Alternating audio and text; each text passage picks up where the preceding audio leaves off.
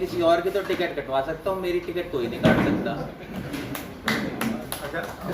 तो हमने पूरा जीवन इस कांग्रेस पार्टी में निकाल दिया है, ना तो कांग्रेस पार्टी को हम छोड़ सकते, ना कांग्रेस पार्टी हमें छोड़ सकती। हम कांग्रेस पार्टी है, कांग्रेस पार्टी हमारी है। ठीक, पत्रकार बंधुओं का मैं धन्यवाद करता हूँ कि आज ये प्रेस वार्ता हमने आज यहाँ पर करी है। मुख्य रूप से तो 2-3 कारण थे आज प्रेस वार्ता करने के। पहला, जो हम बहुत समय से लड़ाई लड़ रहे थे कि हमारी जो आरक्षण है अदर बैकवर्ड क्लास का, उसके अंदर बदलाव किया जाए, सेंटर के तर्ज के ऊपर उसको 8 लाख किया जाए और जो उसके अंदर एग्रीकल्चर इनकम और सैलरी इनकम ना जोड़ी जाए। तो उसके अंदर जो हमारे मुख्यमंत्री हैं नायब सिंह सैनी जी, उसमें उन्होंने घोषणा करी कि उसमें वो बदलाव करेंगे और सेंटर के तर्ज के ऊपर ही उसको 8 लाख किया जाएगा। हमने लगातार इसकी आवाज़ भी उठाई थी और खुद मैं इसका मेंबर भी हूँ कमेटी का।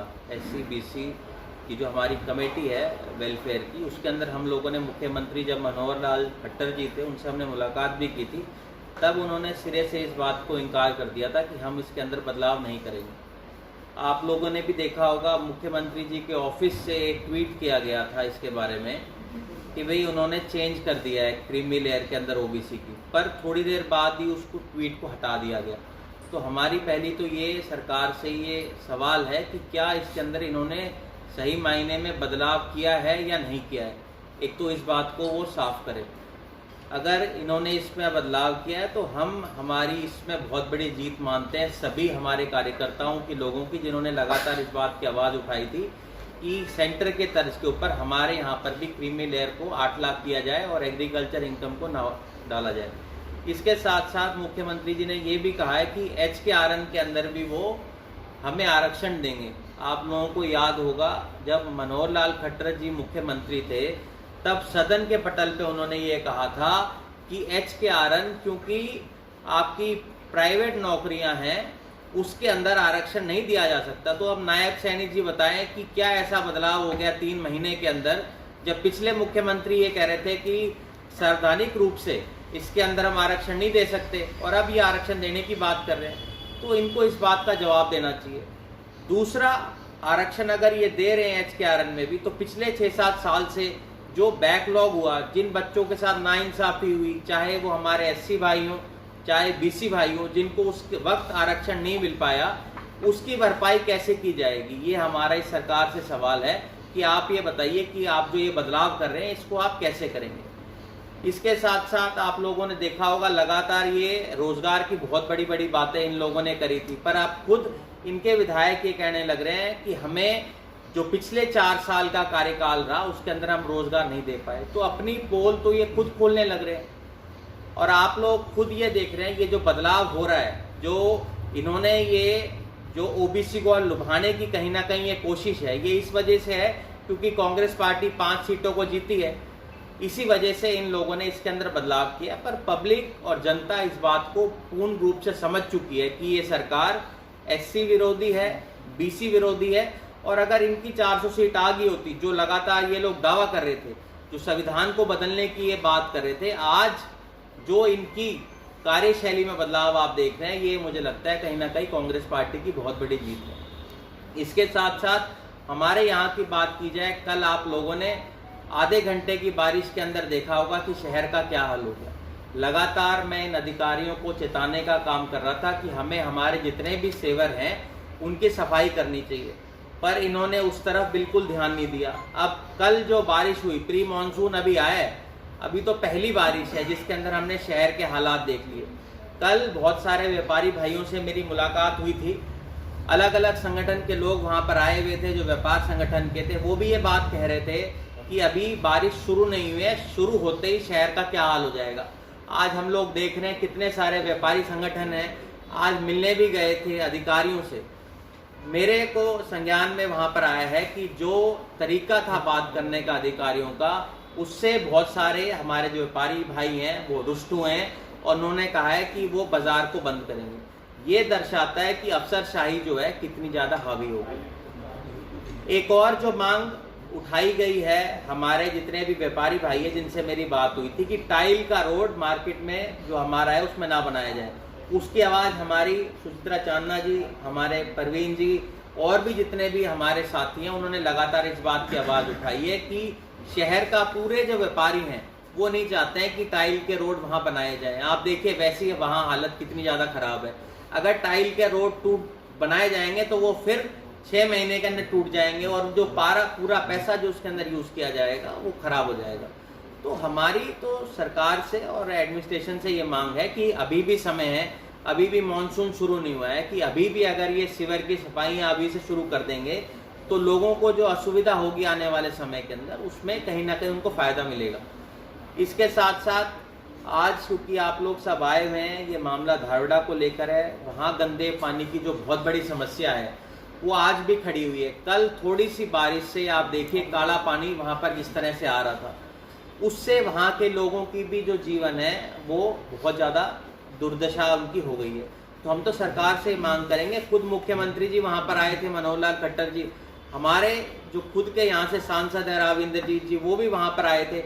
उन्होंने ये आश्वासन वहाँ के लोगों को दिया था कि हम उसकी जो ये दिक्कत है उसको दूर कर देंगे। आज 2 साल बीत जाने के बाद भी उसके अंदर कोई बदलाव नहीं हुआ है। तो आज तो सरकार चाहे राजस्थान की हो चाहे हरियाणा की हो, दोनों जगह आज इनकी सरकार है, तो आज भी इस काम को वो क्यों नहीं कर पा रही। इसके साथ साथ कंपनी बाग और हंसनगर में आप लोग देख रहे हैं जो ब्रिज बनना था, ओवरब्रिज बनना था, आज 3 साल हो गए, उसका काम आज तक पूरा नहीं हुआ। मेरा भी वहाँ जाना हुआ था, वहाँ लोगों से मेरी मुलाकात हुई, वहाँ पर लोगों ने अपने दुख दर्द को बताया। मेरी तो सरकार से ये मांग है कि जल्द उस काम को शुरू किया जाए। 22 तारीख से उन्होंने कहा था उसके काम को शुरुआत हो जाएगी, आज 25 तारीख आ गई है, अभी तक देखिए उसका काम शुरू नहीं हुआ है। एक बहुत बड़ी समस्या जो शहर की है, जिसके लिए आवाज़ मैंने लगातार सदन के अंदर भी उठाई थी, पीने के पानी की बहुत बड़ी समस्या आज शहर के अंदर है। आप लोगों को भी याद होगा कि सर्दियों के अंदर जब एक दिन एक छोड़ के पानी आ रहा था, आज गर्मियों के अंदर क्या हाल है।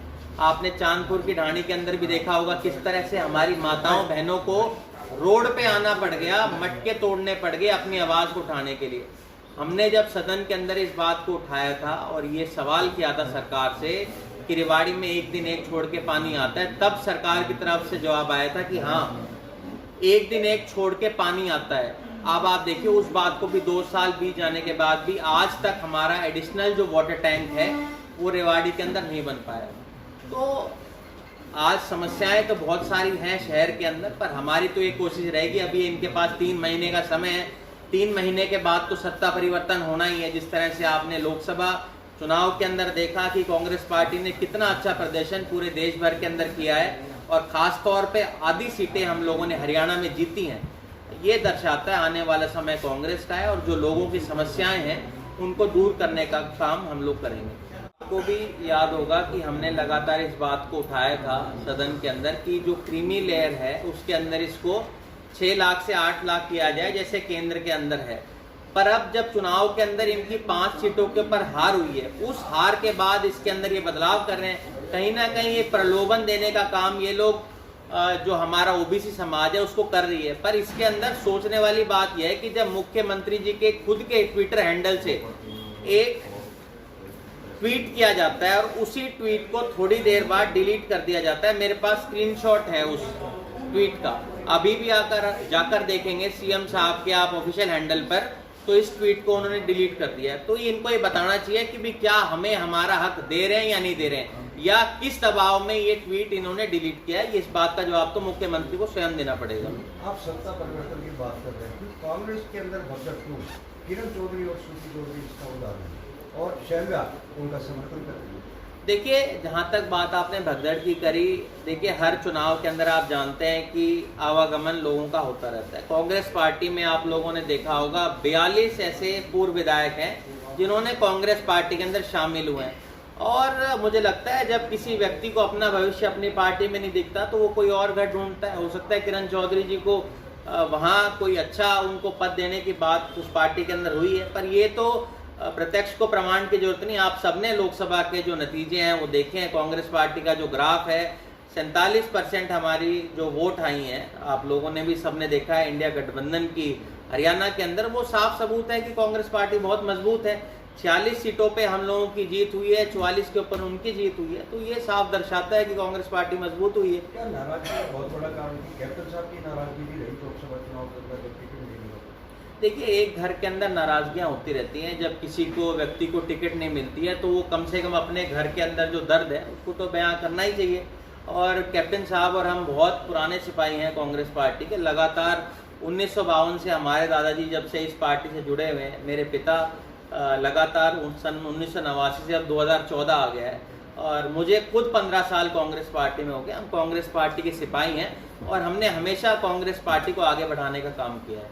विधायक जी, दो समस्याएं एक साथ हैं। जल भराव की जो समस्या है वो तो आप सभी जानते हैं कि एक समस्या है जिसको ठीक करने में समय लगेगा, पर जो आपने पेयजल की समस्या, उसमें तो आपको एडिशनल वाटर टैंक बनाना है, वो तो ज़्यादा दिक्कत का काम नहीं है, उसको हम बहुत जल्दी करवा देंगे। और जहाँ तक बात रही पानी भरने की, उसको भी हमारी कोशिश रहेगी जल्द से जल्द सरकार बनते ही अगले 1 साल के अंदर उस समस्या को हम दुरुस्त करेंगे। काम तो सत्ता में जो लोग होते हैं उनका होता है। जब उनको पिछले 8 साल में जगह नहीं मिल पाई है तो हम क्या उम्मीद ऐसी सरकार से कर सकते हैं कि वो हमारे लिए एडिशनल वाटर टैंक बना देंगे? ये समस्या आज की तो है नहीं, और बीजेपी आज तो सत्ता के अंदर आई नहीं है, इनको 10 साल हो गए। 10 साल के अंदर भी हमारे लिए पेयजल की, पीने की पानी तो सबसे बड़ी जरूरत एक आम व्यक्ति की है। अगर वो भी नहीं दे सकते ये 10 साल में, तो किस बात की सरकार है? बीजेपी ऑफिस के लिए तो मिल सकती है जगह, इसके लिए नहीं मिलेगी। तो ये इस बात का जवाब तो बीजेपी के जो मंत्री हैं, कोई भी हैं, उनको देना चाहिए कि पीने के पानी की समस्या को दूर क्यों नहीं करते, और क्या कारण है कि हमारी माताओं बहनों को रोड पे आना पड़ा। जिस तरह से आपने सबने कल देखा होगा मटके तोड़े गए, वो दर्शाता है कि कितना ज्यादा दुख लोगों के मन में इस सरकार के प्रति है।